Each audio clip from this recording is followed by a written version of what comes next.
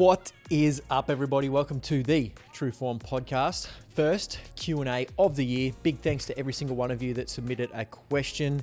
If you want to submit a question or have your own opinion on my answers, or you just want to have your say, please follow the link in the show notes where you can submit a question. Like I said, have your opinion. Obviously, if you're giving your opinion, give me your name so I can have a bit of back and forth with you and know who I'm talking to. Make sure you do that for next time. Before we get into today's episode, I've got a question for you. Yes, you. If I was to message you every single day for 30 days with health tips, fitness tips, how to build good habits, what you should be thinking about when approaching your health and wellness every day for 30 days, do you think you'd be a healthier version of yourself? Of course you would. And that's why I created this, so I could message you every single day so you stay consistent. I'm in your ear every single day, just giving you little bits of information that you can implement. That this isn't a long message of how to do this and you get by the end of the read, you're just bored with it, you don't even implement anything. These are short little messages that you can use to implement and start improving all aspects of your life. And it is for 30 days. So this is an email list. Once you jump in on it for 30 days, and once the 30 days is up, that's it. I'm not going to send you any more emails. I'm not adding you to another email list. It's just those 30 days. So you know it's information that's going to work and help you live a long, healthy life. So make sure you hit the first link in the show notes, sign up to it, and I'll be talking to you every day for the next 30 days. All right, let's get into the questions. First one is from Kenny. Are you sponsored by LSKD? No, I am not. I know a few of you have asked this question and I just like it. It's just what works for me. I tried a few different brands. I just found that they just didn't quite fit. They weren't that comfortable. LSKD just worked for me. So I'm lazy when it comes to this sort of stuff. When I find something that works, I just double down on it and buy a lot of the same style and different colors, and that's what I do. So unless LSKD wants to sponsor me, I am definitely open to that. All right, second question is from Jenny. Why are you learning Korean? Good question. When I put that post up on Instagram, a lot of you reached out and like, why Korean? Why are you learning Korean? And I've always wanted to learn a different language, and from my research, Korean just seemed to be the easiest one to learn that wasn't using the alphabet.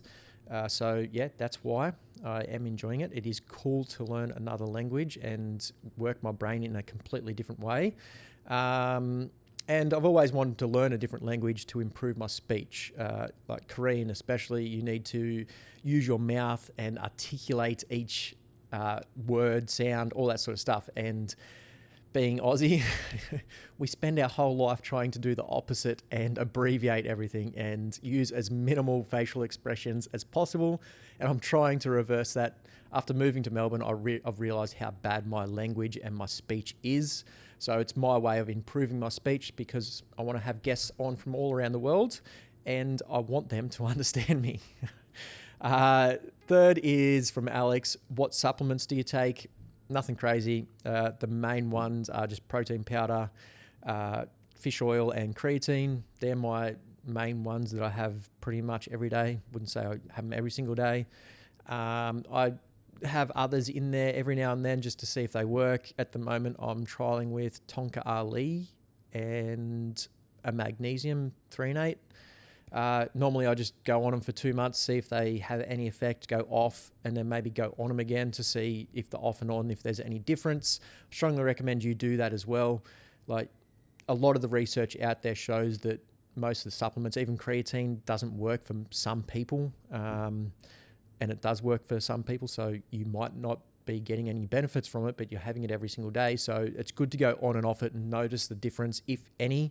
Other than that, I really think you should focus on your food, getting everything you need from whole foods, and supplements are there just to supplement that.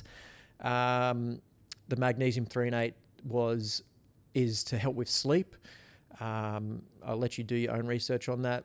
Again, I'm going off it, on it, to see if there is any difference. Yeah, other than that, nothing too crazy.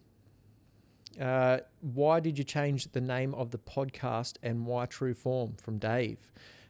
Just going through a rebranding, obviously, going from doing this with Mac and then now doing it to myself with myself. I just felt like it was time for rebranding, bit of a shake up, just making my own thing. So True Form, I just like that name. Unfortunately, I didn't think of that. That come from Stephen. Shout out to you for bringing that up.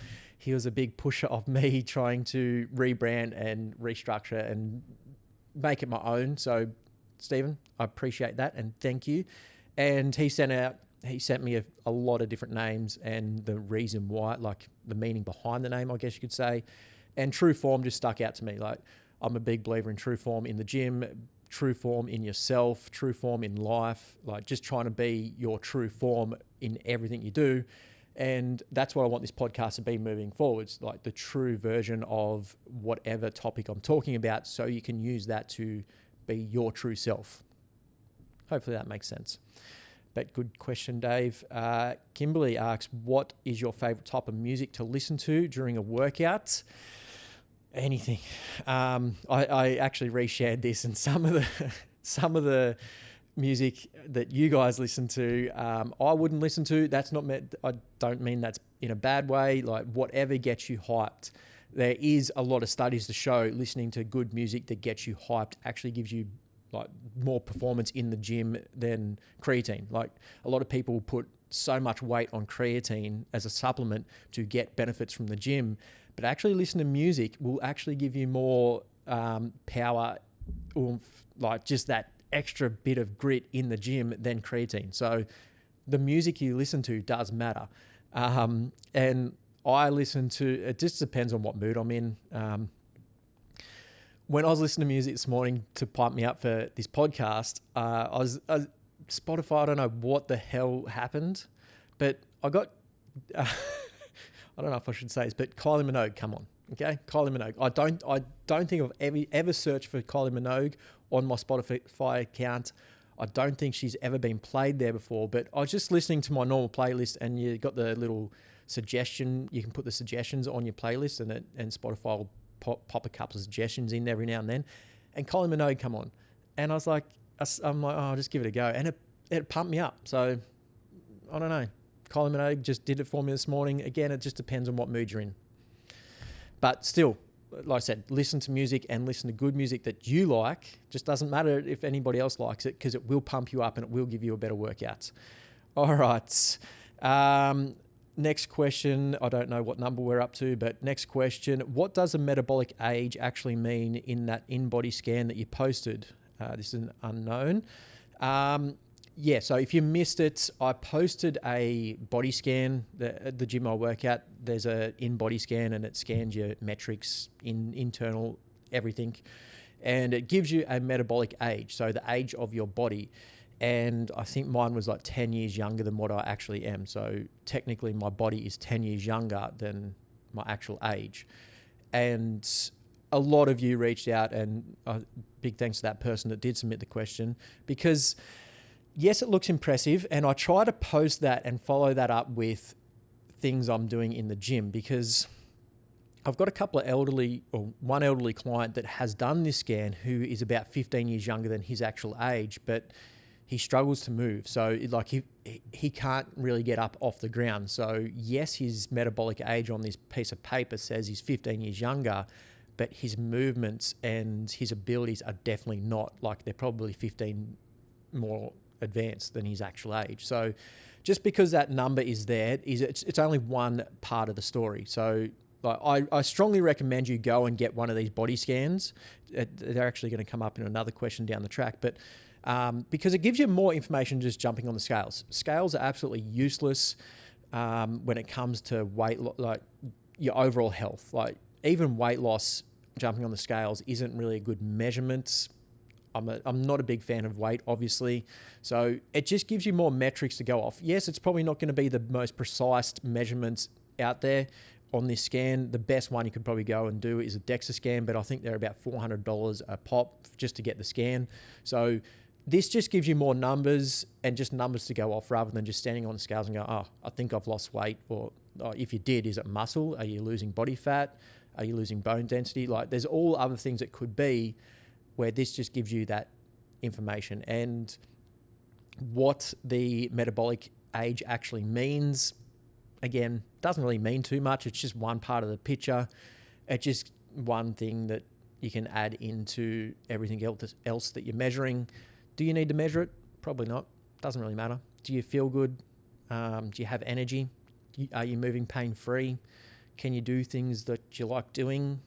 Do you wake up in the morning ready to smash the day? Like, all those things matter probably more than that number on a piece of paper. All right. What is the difference between motivation and discipline? Is this your go-to question for your podcast guests now? All right, relax. Whenever I'm asking a question to a guest, it's usually coming from me. Like, it's not like I want to know their opinion on that question, especially this one. I think it's a good question to ask because you're getting different opinions and different ways of looking at it. Discipline, motivation they're very, people confuse them a lot. People don't really understand them. So, and myself included, like, I'm not sure, sometimes I don't know what motivation actually is. And that's why I ask these questions. And like, although I'm asking every single guest, it's coming from me. So I want to know what their opinion is so I can use that. And when I'm doing that, I strongly suggest that you do the same. So whenever I'm interviewing a guest, I want you to take away from that, and not necessarily because this guest said that thing and you have to go and do that. It's like, it's just another way of thinking about it, another way of looking at that question or that opinion. So just take it on board, think about it, maybe use it, maybe don't, but at least give it time and think about their answer and whether you agree, disagree, all that sort of stuff. I don't know if this person actually wanted me to answer the difference between motivation and discipline. I'm going to. I don't know if you're a smart ass or not, but I'm going to. 1 second.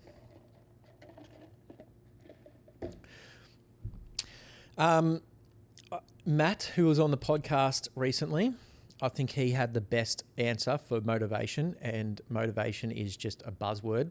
I think it's used way too much, and it's almost like a sales word now. Like, if I can motivate you to do something, I could probably sell you something. So I feel like it's been used in that sense way too much. And same with probably discipline. Like, I can teach you the habits to be disciplined to do this. Just give me some money and join on my course and that sort of thing. I feel like those two words have been used in sales way too much and they've lost their meaning. But like Matt said on the podcast, you don't really need motivation if you're doing something you enjoy. So if you enjoy doing it, you're going to want to do it because you're enjoying it.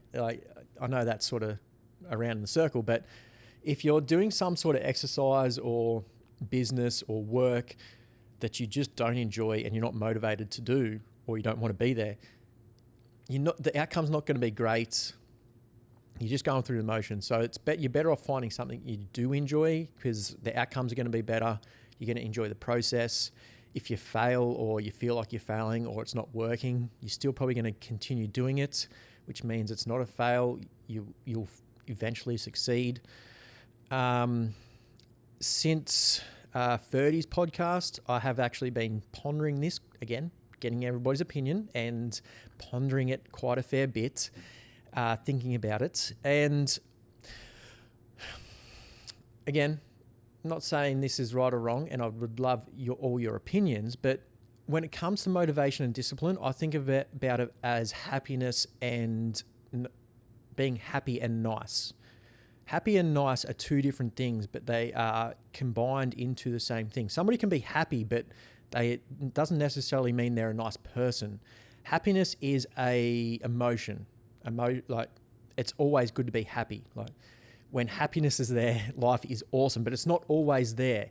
And then sometimes it's hard to be happy, but it's always easy to be nice. Nice is an action. So nice is saying hello to somebody, smiling at somebody.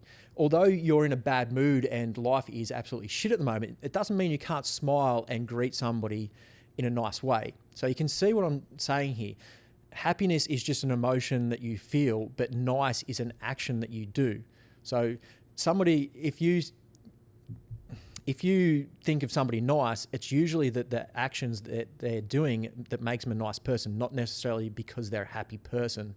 They might actually be feeling like absolute shit inside, miserable, but they're still doing nice actions that make you think they're nice, which makes you think that they're a happy person. That might contradict each other, but hopefully that makes sense, and I would love to hear your opinion on it. But yeah, nice is an action that you do. Happiness is just an emotion. Discipline is an action you do. Motivation is, again, an emotion that you feel. I strongly think that motivation is just a thing that comes and goes. It's there sometimes, it's there, it's not. Same as happiness. Sometimes you're happy, sometimes you're sad. You're not going to be happy all the time, every time, but when it's there, it's awesome, and you can absolutely do things that, motivate you to be a better person. Okay, that was a good question. That was what you're after, but you got it. All right. Roland asks, how strong do I have to be considered healthy? So how strong is healthy, or how strong do you have to be a healthy person? Really good question, Roland.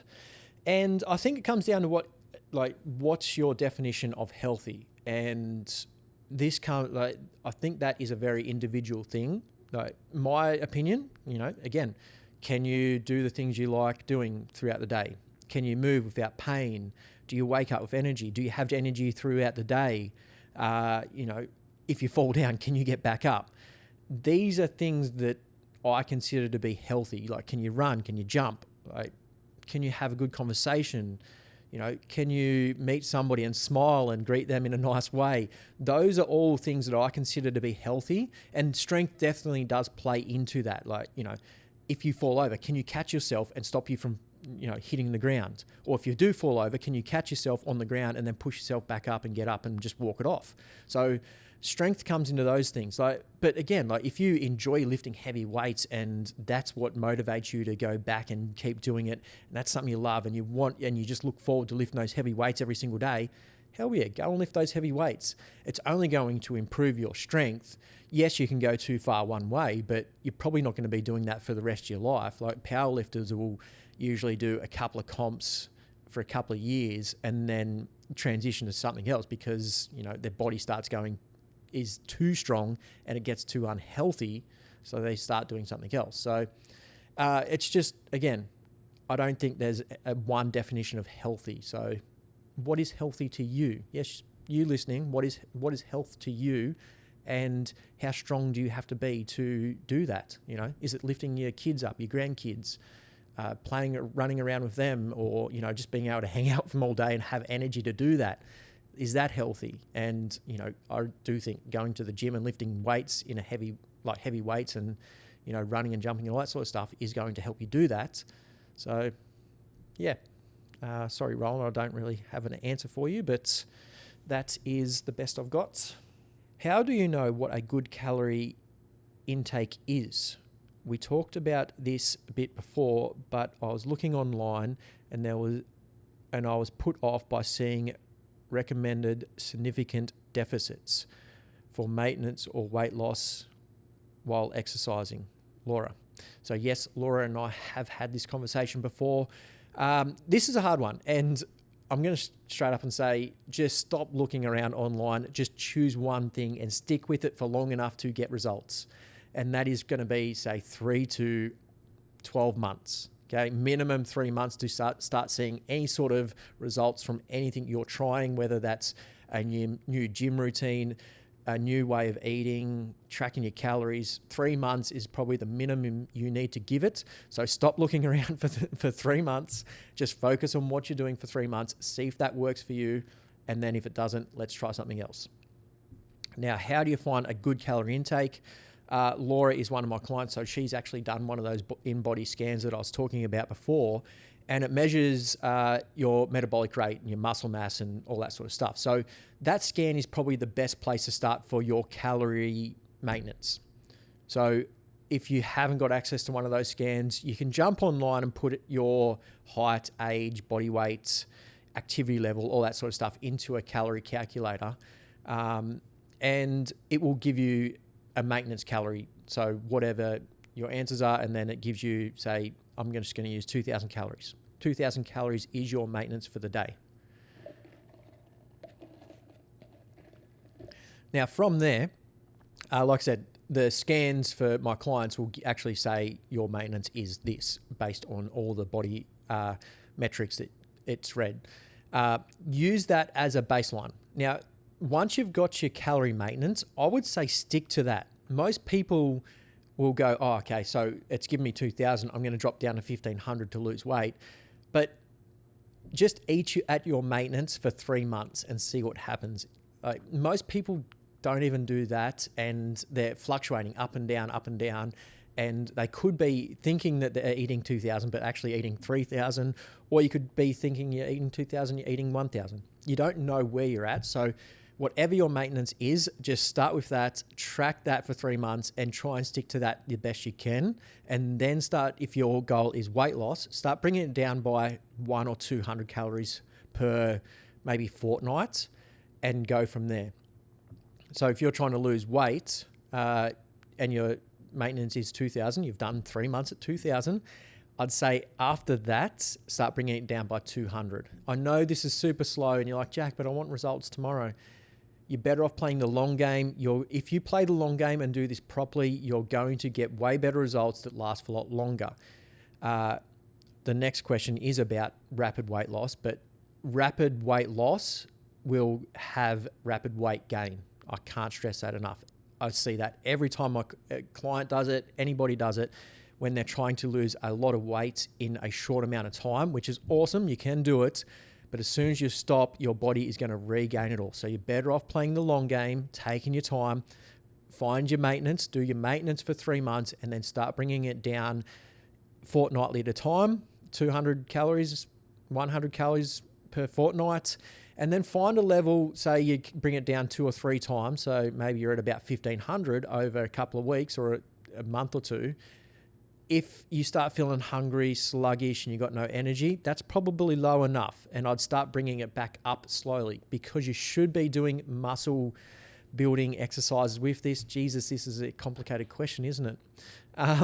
There's a lot involved with it, is what I'm saying. So you should be lifting, like, regardless of what your goals are. You should be lifting weights in the gym 2 or 3 times a week. You should be doing cardio. You should be doing mobility. Laura's following my True Form program, so she's going to be doing all that. So that's why I'm not talking about it much.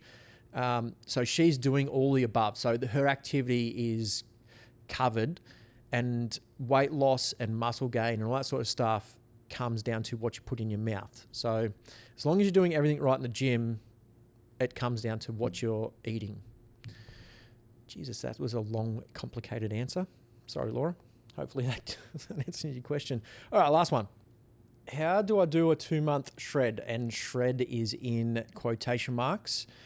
Fully aware it's not sustainable, but I'm just curious. I feel like I have done a 39-year bulk. Julian is 39 years old. Finally got the size where I want to be.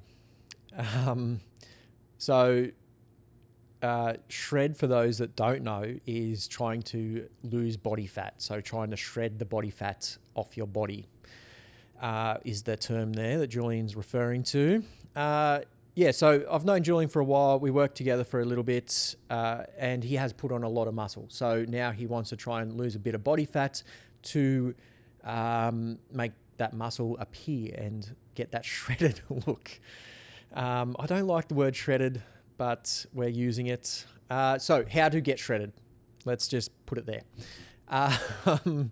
So again, it comes down to what you're eating. So obviously, Julian, I'm assuming you're doing all the right things in the gym. So you're lifting weights. I'd say 3 full body workout. Don't do the bloody bro splits or any split workouts like split body parts. Don't do back one day, chest the next, legs the next.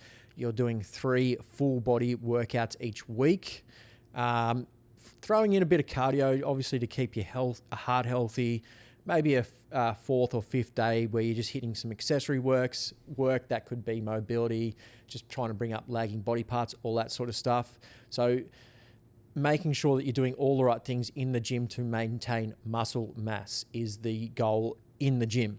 Outside the gym, pretty much just refer back to Laura's question. So again, what is your maintenance calorie? If you are serious about losing body fat and body recomposition or changing the way you look, I'm sorry to say, but you do need to count your calories. Like you can't do this without counting calories, because you're just guessing how many calories in, calories out, all that sort of stuff. You do need to count your calories. So again, find your maintenance, bring it down. This is going to be different for everybody, but again, let's just use that 2,000 calories per day as the guide for Julian.